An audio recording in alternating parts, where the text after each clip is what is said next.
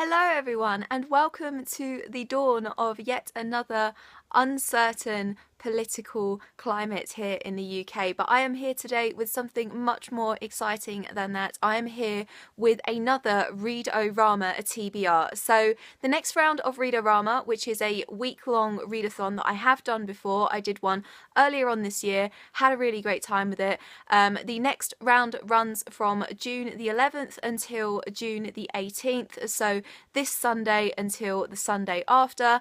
The aim is to read 7 books in those 7 days, but of course you don't have to read that many books. I will link the official Twitter account for Read-O-Rama in the description down below, so you can have a look at that, see what they've got going on. They'll have different challenges, different giveaways, lots of things that you can get involved with. So on this TBR I do have 7 books, but because I have other books to read, I've got a couple of review books that I'm currently reading.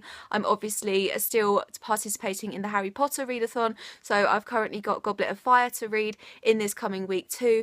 So I don't really think I will be able to get through all 7 of these books, but I am just going to go through what is on my TBR for you guys. So the first challenge is to read a book with Rama, R-A-M-A, in the title. So for that, I'm going to read Armada by Ernest Cline. This was on my June TBR anyway.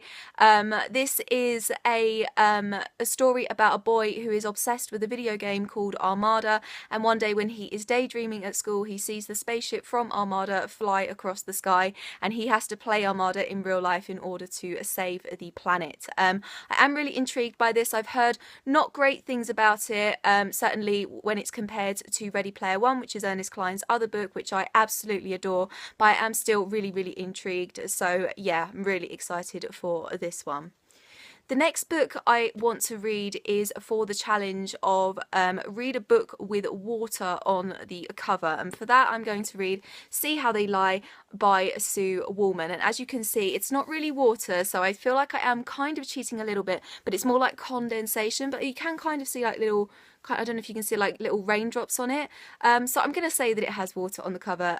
This is a thriller which again was already on my June TBR anyway, about a girl who lives in a centre for troubled teens. Her father is one of the psychiatrists at this centre, and nobody really breaks any rules. They all live a very strict regimented life, and then I think that she does break one of the rules and she realises why that's a really bad thing and why you definitely shouldn't do that in this place. So it sounds really cool, really mysterious. I think it might be quite quick to get through, which makes it absolutely perfect for a readathon. So yeah, really excited about this one. The next challenge for Read-O-Rama is to read a book of less than 150 pages. So for that, I'm going to read The Grown Up by Gillian Flynn.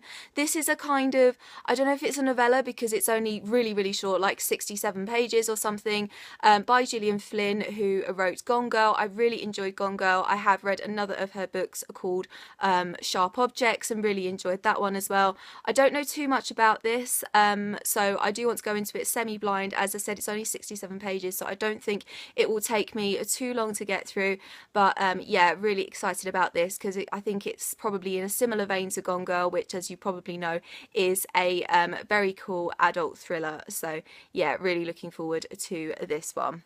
The next challenge is to read a graphic novel, and for that I'm going to be reading Persepolis by Marjane Satrapi. As far as I know, this is about a girl who is growing up in Iran, and it's just literally about her childhood and her coming of age. I think she goes to school somewhere else, and she obviously gets to compare her culture to another culture and things like that. I've heard absolutely incredible things about this graphic novel, and yeah, I'm really excited to be getting into this. I think it's a true story as well. I think it's an actual illustration of the author's real childhood and her real coming of age, so that makes it really exciting to me too. The next challenge is to read an Own Voices book, and if you don't know what an Own Voices book is, Own Voices books are books about marginalised characters written by marginalised authors. So Persepolis is obviously an Own Voices book, so I may if it comes to it, combine books if I don't get time to get through enough of these books, well, as many as I want to get through. But I do actually have another Own Voices book on this TBR, and that is Aristotle and Dante, Discover the Secrets of the Universe by Benjamin O'Leary Science. This is a very popular YA LGBT book about two boys who I think are very, very different, and at first they don't think they have anything in common, but as they spend more time together they realise that they actually do have a lot in common, and they form a lovely friendship and kind of realise who they actually are and who they want to be and things like that. So it sounds like a really lovely self-discovery coming of age YA book, which I know has had a lot of praise. You can see all the awards that it's won down there as well. So yeah, this is going to be my Own Voices book, but if I don't get to it, then Persepolis will serve as both the graphic novel and the Own Voices book, if you know what I mean. But I have wanted to read this for a very long time, so I really hope that I do manage to get to it.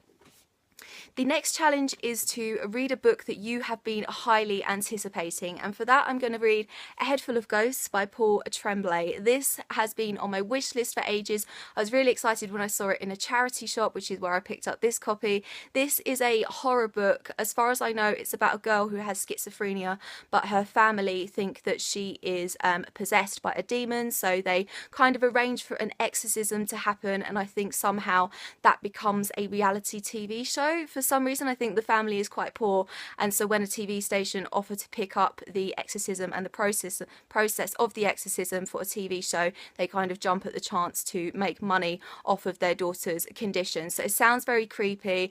I have heard that it is terrifying. It comes very highly recommended from Stephen King himself. See it on the front, he's blurbed it saying, "Scared the living hell out of me, and I'm pretty hard to scare." So really, really excited, and I've been anticipating it for the longest time. So yeah, I will definitely be reading this in the coming week. And the last challenge is to read a book published in any summer. So for that, I'm going to be reading The Long Way to a Small Angry Planet by Becky Chambers. I believe this was published in July 2014. I think there is a sequel that has come out now as well. This has had so many good things said about it.